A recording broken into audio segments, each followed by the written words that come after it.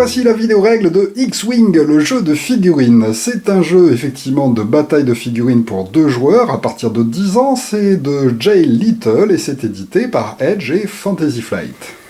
Au niveau du matériel, dans cette boîte de base, on va trouver évidemment un chasseur X-Wing que vous allez pouvoir monter ensuite sur un socle, mais nous avons aussi des petites plaquettes, et il y en a aussi pour les 2 chasseurs taille qui sont fournis dans la boîte.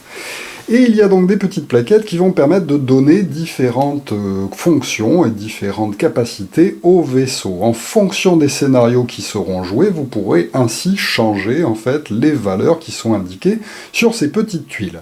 Pour une partie d'initiation, on vous indique de prendre pour le chasseur X-Wing cette tuile, la tuile de l'escadron bleu. On va donc la disposer sur le socle avant de monter son vaisseau. Et pour les deux vaisseaux taille, eh bien vous allez prendre le pilote Esc Zeta. Attention, hein, ils sont tous recto verso, donc il faudra choisir et les trouver parmi les tuiles. Et le pilote d'escadron Epsilon. Hop, on va les placer donc comme ceci sur les 3 socles disposés. Ensuite, vous avez des petites barrettes qu'il faudra enclencher les unes dans les autres. Alors attention, allez-y doucement, hein, ça peut être assez fragile. Et ensuite, donc, on va monter ça comme ça. Hop, et par-dessus, on pourra monter les petites figurines de façon à pouvoir jouer avec ces vaisseaux montés sur socle sur lesquels sont indiquées toutes les capacités spéciales de celui-ci. Ensuite, vous allez trouver des cartes qui correspondent à ces mêmes vaisseaux. Donc il y a des cartes qui représentent évidemment la résistance, et dans la résistance, vous allez prendre la carte qui correspond au socle qu'on a sélectionné, c'est-à-dire l'apprenti de l'escadron bleu. Et pareil pour le premier ordre, dans lequel vous allez choisir en fait les 2 cartes qui correspondent aux 2 vaisseaux que l'on a sélectionnés. Ensuite, nous avons aussi 3 cadrans de manœuvre qui vont servir aussi pour les vaisseaux. On va donc les associer, un pour un vaisseau et puis les 2 autres pour les 2 autres. Et ensuite, vous allez pouvoir choisir lequel d'entre vous va jouer la résistance et lequel va jouer le premier ordre avec les méchants. Alors, vous allez pouvoir ensuite disposer vos vaisseaux sur une table, car effectivement, il n'y a pas de plateau de jeu dans ce jeu.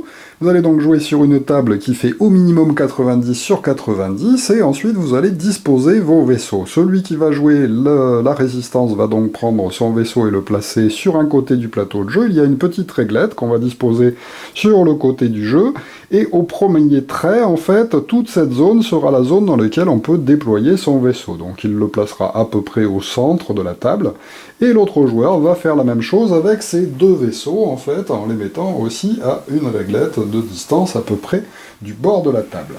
Ensuite, vous aurez différents gabarits de manœuvre que vous pourrez disposer sur la table dans un coin, de façon à ce que ça ne vous gêne pas pour les déplacements des vaisseaux, et qu'ils soient accessibles aux 2 joueurs, et vous poserez aussi la petite réglette de tir à côté. Vous trouverez aussi 3 dés spéciaux de défense, 3 dés spéciaux d'attaque, 3 marqueurs de stress, et un marqueur d'initiative que vous allez poser sur la table aussi.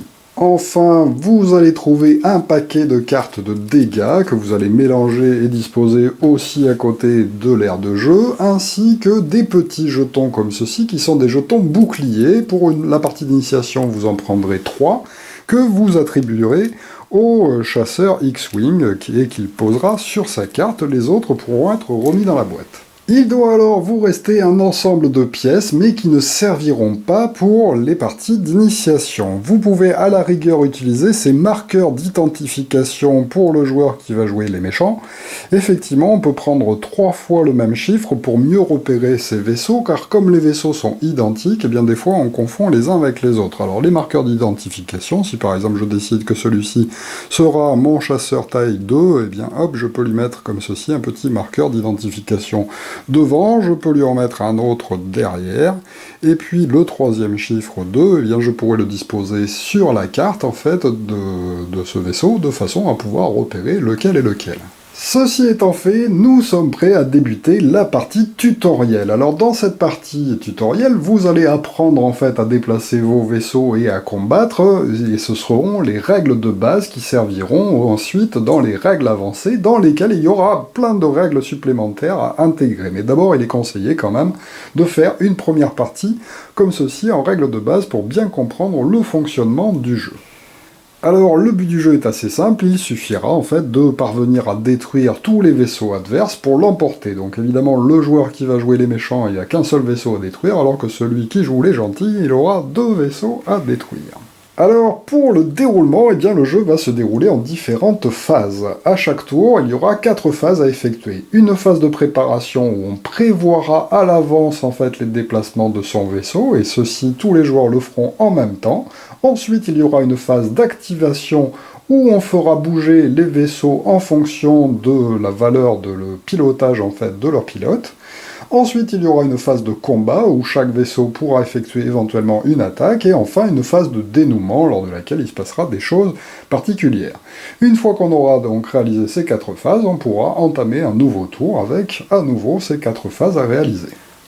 Alors, premièrement, la phase de préparation. Alors, chaque joueur va récupérer le disque de chacun de ses vaisseaux et il va pouvoir choisir, en fait, la manœuvre que va effectuer son vaisseau en fonction des gabarits qui sont sur le côté. Effectivement, le chiffre correspond au gabarit et ensuite, il y a toujours en haut une petite flèche qui a un certain sens en fait, et qui va indiquer quelle est la manœuvre que les joueurs ont décidé de faire. Une fois qu'on aura chacun choisi sa manœuvre, on disposera en fait son petit disque de commandement à côté de son vaisseau face cachée, comme ça on saura bien lequel fait quoi, et une fois que ce sera fait, on pourra révéler.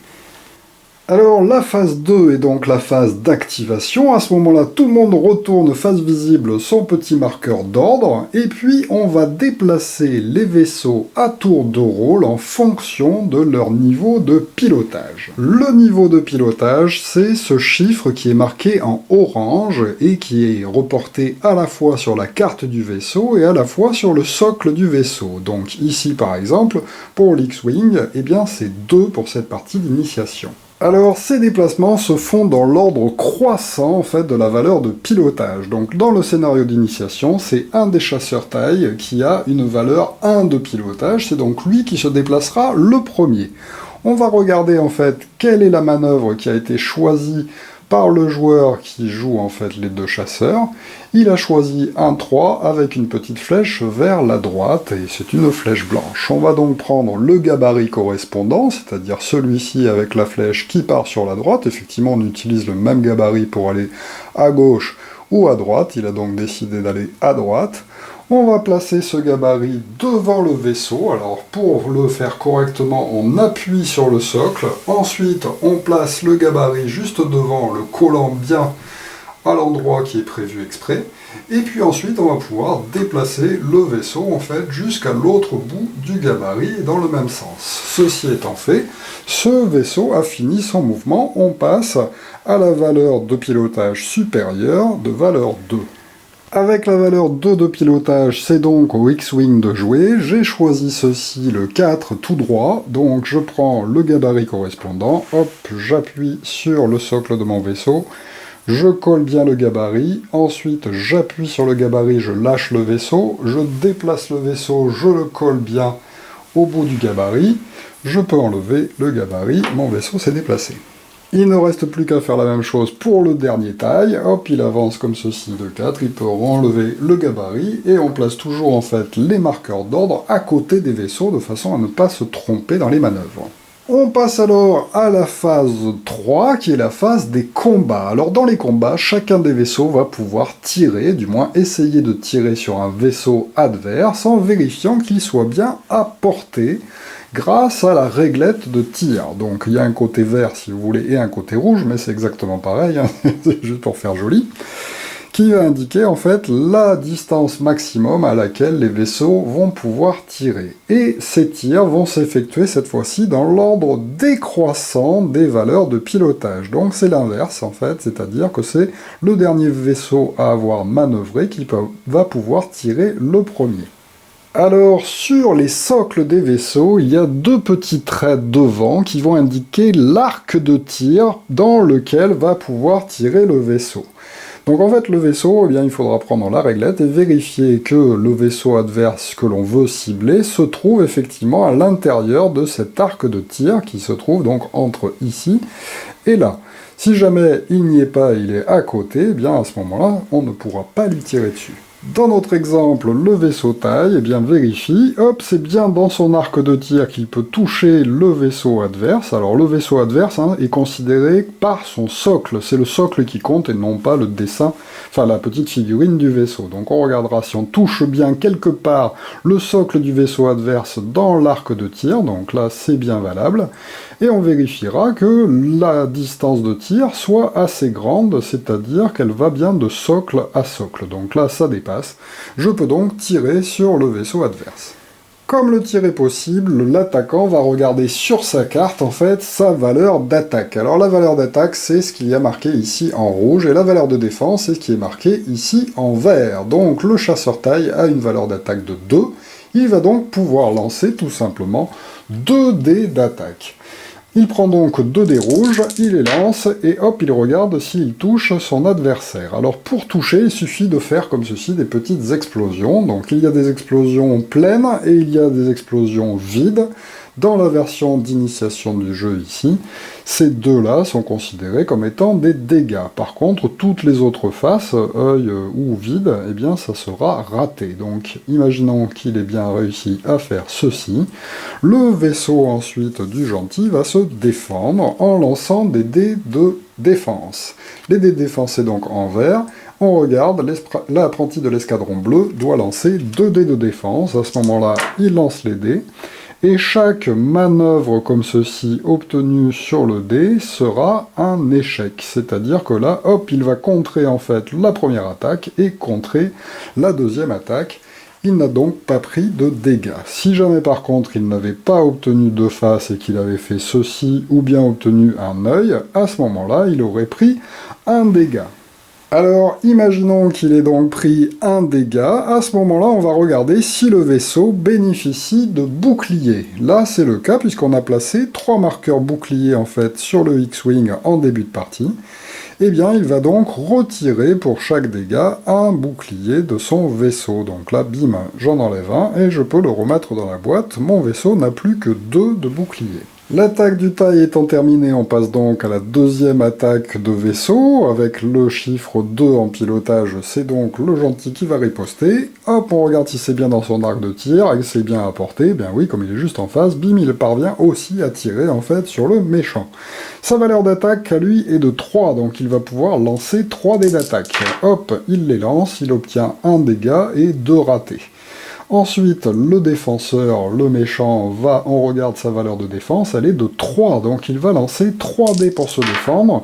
Hop, il a réussi à faire une manœuvre d'esquive, et donc les 2 autres dés sont des échecs, mais 1 moins 1, 0, c'est bon, il n'a pas été touché par son adversaire. Si par contre il n'avait fait que des ratés et que le gentil avait réussi à le toucher, on aurait regardé s'il a des boucliers, il n'en a pas, et comme il n'en a pas, il va subir un point de dégâts. On va donc prendre les cartes de dégâts qu'on ne va pas utiliser en fait sur leur verso, on va juste utiliser, enfin sur leur recto, on va juste utiliser leur verso pour indiquer les points de dégâts, qu'on va pouvoir disposer donc sur la carte en fait du joueur concerné, et on vérifiera que ce vaisseau ne soit pas détruit. Effectivement, nous avons vu que sur chaque carte, il y a donc la valeur de pilotage, la valeur d'attaque, la valeur de défense. Et bien, en jaune ici, c'est la valeur de la coque. Et donc, la coque, elle est à 3 pour le chasseur taille, ce qui veut dire que s'il prend son 3e dégât, eh bien, il sera détruit. Et on retirera à ce moment-là la figurine du jeu. On fait alors l'attaque du dernier vaisseau, celui-ci, son arc de tir, il est par là, bien malheureusement, le vaisseau adverse n'est pas dans sa ligne de tir, il ne peut donc pas tirer pour cette phase. On passe alors à la phase 4, lors de laquelle se passeront des choses pendant les règles avancées, mais sinon il ne se passe rien que de vérifier si on n'a pas gagné la partie en détruisant tous les vaisseaux adverses. Pour le moment, évidemment, ce n'est pas le cas vu que c'était le premier tour, on est donc reparti pour un nouveau tour. Alors parlons maintenant des manœuvres spéciales. Effectivement, si la flèche dessinée au-dessus du chiffre est ainsi en vert ou en blanc, eh bien c'est une manœuvre tout à fait normale. On prendra donc le gabarit et on placera le vaisseau au bout de façon tout à fait naturelle. En revanche, quand la flèche est dessinée en rouge, eh bien ça correspond à une manœuvre spéciale. Alors, il existe différentes manœuvres spéciales qui sont d'ailleurs différentes pour les différents vaisseaux, c'est-à-dire que les chasseurs taille ne vont pas avoir les mêmes manœuvres exactement que le vaisseau X-Wing. Alors effectivement, ce symbole de flèche retournée indique que le vaisseau va faire un espèce de tonneau à l'envers, c'est-à-dire que quand on va choisir de le déplacer avec cet ordre-là qui sera marqué en rouge sur la petite rondelle, donc comme d'habitude, hop, j'appuie, je le place ici, et je déplace mon vaisseau de l'autre côté, mais au lieu qu'il se retrouve dans le même sens, eh bien, hop, il va avoir fait un tonneau, et il se retrouvera dans l'autre sens. Donc, lorsque vous êtes poursuivi par un vaisseau adverse, eh bien, par exemple, c'est une manœuvre qui peut être intéressante à réaliser. Mais attention, lorsque vous réaliserez ainsi une manœuvre rouge, et ce sont des manœuvres difficiles à réaliser, eh bien vous prendrez un petit marqueur de stress du pilote que l'on disposera à côté de la figurine. Qu'est-ce que ça veut dire? Eh bien ça voudra dire que pour les manœuvres suivantes, le joueur n'aura pas le droit de refaire une manœuvre rouge. Donc toutes les manœuvres rouges lui seront interdites, en fait, tant qu'il n'aura pas fait une manœuvre verte. Donc c'est-à-dire qu'au tour d'après, je peux très bien choisir une manœuvre blanche, mais je garderai le marqueur de stress, et puis je le garderai en fait tant que je fais des manœuvres blanches, en sachant qu'il me sera interdit de faire des manœuvres rouges, et par contre, lorsque je choisirai une manœuvre verte, eh bien à ce moment-là, je retirerai le marqueur de stress, ce qui me permettra au tour suivant d'à nouveau faire une manœuvre rouge. Alors, le X-Wing peut lui choisir de faire des tonneaux de talion, c'est avec cette espèce de symbole en fait en T, à droite ou à gauche. Là par exemple, je peux décider d'en faire un à droite, alors c'est une manœuvre de valeur 3, avec donc le symbole de dessiner dessus, donc c'est celui-ci, il y a effectivement le même symbole. Comme j'ai décidé de le faire à droite, je vais donc poser en fait mon gabarit comme ceci. Toujours pareil, j'appuie sur mon vaisseau, je pose le gabarit bien à plat. Ensuite, je déplace mon vaisseau. Mais mon vaisseau ne va pas se retrouver comme ceci à l'arrière. Il va être pivoté en fait de 90 degrés dans le sens du virage. Donc, c'est-à-dire que je n'ai pas le droit de le faire se déplacer comme ceci, mais par contre, je vais le déplacer comme cela. Et là, comme il n'y a pas en fait d'emplacement précis pour mettre mon vaisseau, eh bien je choisis en fait de le mettre dans la direction que je veux. Donc là, par exemple, je pourrais décider de le mettre ici, ou bien m'arrêter comme ça, c'est comme je veux, mais là je le mets au maximum, c'est-à-dire que la réglette ne doit pas dépasser par rapport au socle. Effectivement, j'espère que le vaisseau adverse va me dépasser et que je pourrai lui tirer dans les fesses. C'est donc au tour du taille, attention, donc lui il a par exemple décidé justement d'aller tout droit, alors lorsqu'on passe sur le socle d'un adversaire, il faudra faire attention de façon à ce qu'on détermine à peu près où c'est qu'on va se déplacer. Donc là, comme ceci par exemple, je peux le placer comme ça. Effectivement, on a tout à fait le droit de traverser les cases, de traverser les vaisseaux adverses, ça n'est pas un problème. Donc là, hop, il a décidé de faire donc une ligne droite, et on vérifie si le vaisseau peut effectivement être placé à l'endroit d'arrivée sans chevaucher un autre socle de vaisseau. Là, c'est le cas, et je vais donc pouvoir déplacer mon taille. Mais par contre, s'il avait dû finir sur le socle du vaisseau adverse, ce n'est pas possible, et on l'aurait à ce moment-là reculé, jusqu'à ce qu'il se trouve au contact du socle adverse, comme ceci, au maximum du déplacement qu'il puisse faire. Là, c'est pas le cas, heureusement, pouf, je finis comme ceci. Par contre, dommage pour moi. Enfin, la dernière manœuvre spéciale, c'est celle-ci, avec cette espèce de petite flèche comme ça. Eh bien, c'est exactement la même chose que faire un demi-tour complet, en fait. Donc, c'est la même que celle-ci, voilà, sauf que c'est avec un chiffre différent. Donc, si par exemple je choisis de faire ça C1-2, donc c'est déjà un virage, et en plus de ça, eh bien, c'est un virage qui me permettra de me retourner. Donc ça, en fait, si le joueur le joue, eh bien, son vaisseau, lorsqu'il se déplacera le long, hop, on le retournera à 180 degrés à l'arrivée. Il ne reste plus qu'à effectuer les tirs. Évidemment, celui-ci ne peut pas tirer car il n'a personne devant lui dans son arc de tir. Le vaisseau gentil qui est juste derrière lui, par contre, eh bien, il va pas se gêner. Comme il a 3 d'attaque, il va lancer 3 dés rouges. Boum, il réussit à le faire 2 touches. Le défenseur, il a 3 de défense en vert. Il lance donc 3 dés verts, pardon. Il réussit à faire une manœuvre d'esquive, mais par contre les autres ne donnent rien du tout. Il prend donc un dégât, bim, on lui rajoute en fait une carte dégâts sur sa carte de vaisseau. Évidemment, le dernier taille est beaucoup trop loin pour pouvoir tirer en fait, et puis de toute façon, il n'y a personne dans son arc de tir. La partie se poursuit donc ainsi, de manche en manche, jusqu'à ce qu'un joueur parvienne à éliminer tous les vaisseaux adverses. Donc évidemment, si un vaisseau prend son 3e dégât dans le cas des tailles qui ont que 3 en fait de défense, enfin là, de toute façon, le X-Wing c'est pareil dans cette version de base, et bien boum, on retirera en fait directement la figurine du jeu et on continuera avec les derniers vaisseaux restants. Si par contre, évidemment, le X-Wing se fait détruire, et bien c'est tout de suite l'autre joueur qui a gagné. Alors attention aussi aux bordures de l'aire de jeu qu'on a définie en début de partie. Effectivement, si vous avez décidé qu'on jouerait jusqu'aux limites des bords de la table, et bien si jamais un joueur fait une manœuvre qui fait sortir son vaisseau, il sera considéré immédiatement comme étant détruit. Et donc c'est l'autre joueur qui risque de gagner la partie. Donc faites attention lorsque vous êtes au bord de l'aire de jeu. Alors, une fois que vous aurez fait éventuellement quelques parties en mode d'initiation comme ceci, vous pourrez passer aux règles avancées qui vous permettront en fait de choisir des tactiques un petit peu plus complexes. Effectivement, tout d'abord, nous avons les actions. Sur les cartes en fait des différents vaisseaux que vous aurez choisis, eh bien vous avez des symboles ici qui correspondent à des actions que les joueurs peuvent décider de faire à chaque fois qu'ils vont se déplacer. Donc après leur déplacement, ils pourront choisir d'utiliser une des actions qui leur sont permises par leur carte. Alors tout d'abord, l'action de concentration. Si vous avez cette action sur votre carte, à la fin de votre déplacement, vous pouvez dire « Hop, j'utilise la concentration » et à ce moment-là, vous allez tout simplement récupérer un des petits jetons de concentration que vous allez pouvoir poser à côté de votre vaisseau. Alors, à quoi vont servir ces marqueurs de concentration? Eh bien, ils vont servir pendant la phase de combat.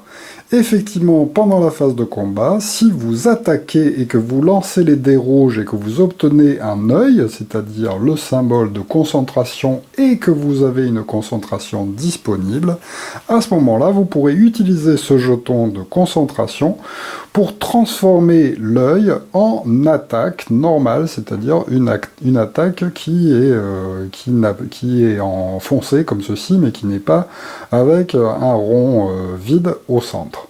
Donc ça fait une attaque normale de plus par œil que vous avez.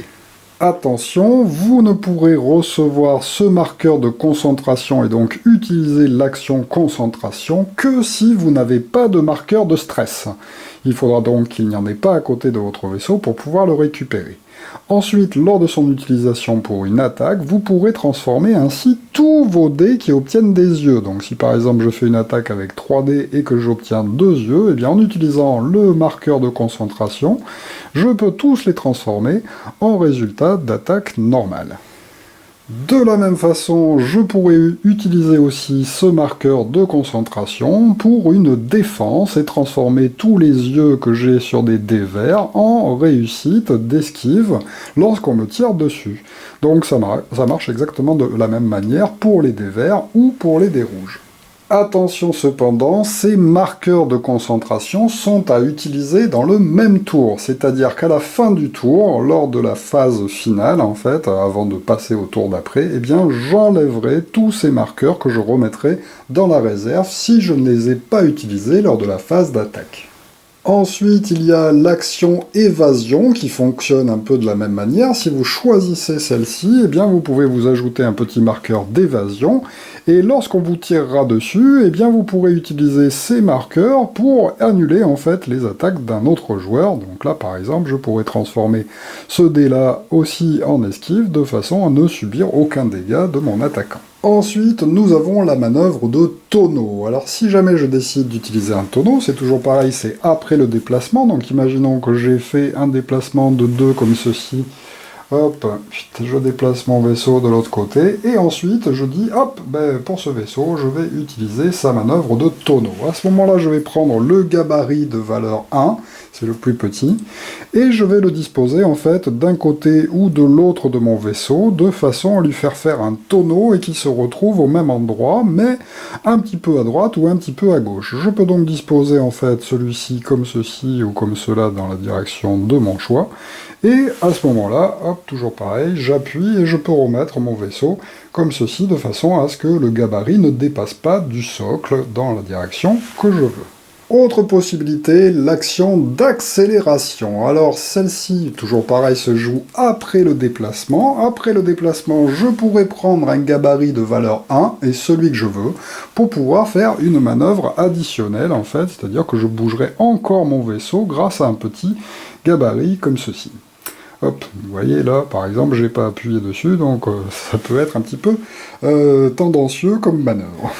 Ensuite, aussi possible, l'action d'acquisition de cible. Alors là, juste après mon mouvement, je vérifie, si je veux utiliser cette action, que je suis bien à une portée de 1 pour toucher un adversaire. Donc là, par exemple, hop, c'est bon, je suis bien, le socle adverse, en fait, est bien dans la distance de 1. À ce moment-là, je peux choisir de le verrouiller. Je prends donc les petits marqueurs qui correspondent à l'acquisition de cible.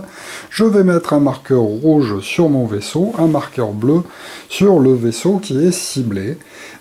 Et donc ces marqueurs vont rester en jeu en fait jusqu'à ce que je parvienne à lui tirer dessus. Donc il peut se passer plusieurs tours. Par contre, si jamais je verrouille une autre cible, eh bien j'enlèverai ce premier marqueur, car effectivement chaque vaisseau ne peut verrouiller qu'une seule cible. Une fois donc qu'une cible adverse est ainsi verrouillée, eh bien lors d'une phase d'attaque, quand je vais lancer les dés, je pourrai choisir, en défaussant ces marqueurs d'acquisition, de relancer autant de dés de mon attaque que je veux. Donc là, par exemple, un œil, je me dis, ça me servira à rien, je préfère le relancer. Ça, donc, les dégâts spéciaux avec un petit rond à l'intérieur, eh bien, ça va être des dégâts critiques, donc je vais plutôt garder le dégât critique, mais par contre, le dégât normal, j'ai bien envie de le relancer. Hop, je les relance, bon, ben, j'ai fait à peu près la même chose, c'est pas grave, mais j'aurais peut-être pu améliorer mon jet. Par contre, on enlève dès qu'on tire en utilisant ce pouvoir, c'est-à-dire dès qu'on relance les dés, il faudra retirer cette acquisition. Ensuite, en dehors de ces actions, il y aura aussi des bonus de portée. Effectivement, en fait, sur la portée, nous avons vu qu'il y a un niveau 1, un niveau 2 et un niveau 3. En fonction de l'endroit où va se trouver le vaisseau sur lequel je tire, il y aura des bonus qui seront accordés. Si jamais je tire sur un vaisseau qui se trouve au niveau 1, eh bien j'aurai le droit de lancer un dé de plus. Imaginons que mon vaisseau ne tire que 2 dés d'attaque, eh bien s'il a une distance seulement de 1, je lancerai 3 dés d'attaque à la place. Si je tire sur un vaisseau qui est par contre à une portée de 2, eh bien il ne se passera rien, je ferai mon attaque tout à fait normalement. En revanche, si un vaisseau se retrouve à une portée de 3, je n'aurai pas de bonus d'attaque, mais par contre celui-ci aura un bonus de défense. Donc imaginons qu'il défende normalement avec 3 dés, eh bien il lancera ses 3 dés, et puis il pourra relancer un dé pour faire un 4e dé en fait de défense. Donc voilà, il faudra mieux être le plus proche possible des vaisseaux adverses pour pouvoir les toucher au maximum. Ensuite, les vaisseaux vont aussi pouvoir recevoir des dégâts critiques. Effectivement, il y aura une différence entre les dégâts normaux, symbolisés comme ceci, et les dégâts critiques considérés comme cela. Lorsqu'on attaquera un adversaire et qu'on lui infligera des dégâts critiques, eh bien, au lieu de lui donner juste la carte qui lui fait 1 point de dégâts, eh bien, on tirera la carte et on la révélera et on lira ce qui est marqué dessus, et ça risque de faire en fait des choses assez désagréables pour le pilote. Donc là, par exemple, cockpit endommagé, pilote, dès le début du tour suivant, celui où vous avez reçu cette carte, considérez que votre valeur de pilotage est égale à 0. Alors attention, les dégâts critiques seront considérés quand même comme une carte de dégâts, donc il faudra les compter dans la totalité, mais il y a aussi quelques petites règles sur la défense. Effectivement, lorsqu'on défendra contre des dégâts critiques, il faudra d'abord enlever tous les dégâts normaux avant de pouvoir supprimer les dégâts critiques. Donc là, par exemple, si ça c'était l'attaque et ça la défense, eh bien le joueur ne peut annuler que le dégât normal et il se prendra quand même le dégât critique. Ce n'est seulement qu'en réussissant à faire en fait 2 esquives, qu'il aurait pu éviter les 2. Alors attention, par contre, les dégâts critiques ne seront infligés que si le vaisseau n'a déjà plus de bouclier. Donc là, par exemple, il devait prendre 1 point de dégâts critiques, mais à la place, bam, il perd un bouclier, et donc il n'a pas besoin de recevoir de cartes critiques. Enfin, vous pourrez jouer aussi avec des astéroïdes. Alors les astéroïdes, les règles spéciales, c'est que vous aurez le droit de les traverser, mais attention, si jamais vous traversez un astéroïde, ou bien que vous finissez normalement dessus et que vous êtes obligé de vous placer en fait juste devant, puisque vous ne pouvez pas finir votre déplacement dessus, à ce moment-là, vous serez obligé de lancer un dé, et en cas de dégâts, eh bien vous prendrez un dégât parce que vous avez tenté de traverser un astéroïde. Qu'on le traverse ou qu'on s'arrête devant, eh bien ça revient exactement au même. Il faudra quand même lancer un dé qui risque de vous faire des dégâts. En plus de ça, lorsque vous traversez un astéroïde, vous n'aurez pas le droit d'attaquer à ce tour avec votre vaisseau. Effectivement, vous êtes trop occupé à tenter d'éviter les cailloux qui flottent. Et en plus de ça, vous n'aurez pas non plus le droit d'utiliser d'actions spéciales, donc vous ne pourrez pas utiliser les actions de votre carte de vaisseau. Enfin, si vous développez encore le jeu, vous pourrez peut-être acquérir de nouveaux vaisseaux et pouvoir jouer avec plusieurs vaisseaux dans chaque équipe, et à ce moment-là, vous pourrez fabriquer des équipes avec un système de points, en fait. Effectivement, sur chaque carte, il y a des points à utiliser, donc vous pouvez dire, on va faire une partie en 100 points, donc chacun pourra choisir des vaisseaux qui ont une valeur totale de 100, et qui ne dépassent pas 100. Et on pourra aussi utiliser des petites améliorations. En fait, il y a donc dans le jeu de base déjà quelques petites améliorations que vous pouvez utiliser sur les vaisseaux qui ont le même symbole. Effectivement, il y a des symboles d'amélioration qui sont indiqués sur certains vaisseaux. Et donc, vous pourrez ajouter comme ceci des capacités spéciales à vos vaisseaux en sachant qu'ils ont aussi une valeur en points qui se rajoutera en fait à la valeur totale de votre flotte, de votre escadrille de vaisseaux. Voilà donc pour X-Wing, vous l'aurez compris, un petit jeu de bataille de figurines très simple. Effectivement, les règles sont facilement apprises, mais il y a quand même pas mal de tactiques en jouant en fait avec les différentes capacités spéciales de vaisseaux. Il faudra effectivement vous familiariser avec leurs déplacements spécifiques pour être le meilleur combattant de l'espace. Il est à noter aussi qu'il y a un guide de mission, effectivement, dans les règles, qui vous permet en fait de faire des missions un petit peu différentes que juste détruire en fait entièrement la flotte adverse. Voilà, je ne vais pas plus loin. Effectivement, il y a pas mal de petites règles supplémentaires qu'il vous faudra découvrir dans les règles de jeu qui sont assez bien faites. Merci de m'avoir suivi et à très bientôt pour une nouvelle vidéo règles. Au revoir.